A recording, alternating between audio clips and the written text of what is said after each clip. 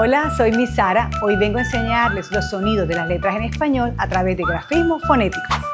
Oruga, oruga, o, o. Avión, avión, a. Uña, uña, u. Imán, imán, i. Estrella, estrella, e. Mano, mano, Pez, pez, p. Sombrero, sombrero, s.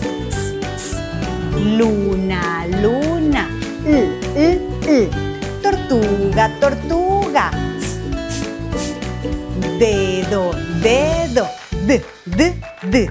Rayo, rayo, r. Cara, cara, Conejo, conejo, cepillo, cepillo, s. Nido, nido, ñandú, ñandú, ñi. Foco, foco. Bandera, bandera, b. Jirafa, jirafa, gato, gato, g. Gemelos, gemelos, guitarra, guitarra, gi. Pingüino, pingüino, wi. Vaca, vaca, v. Llave, llave, gi.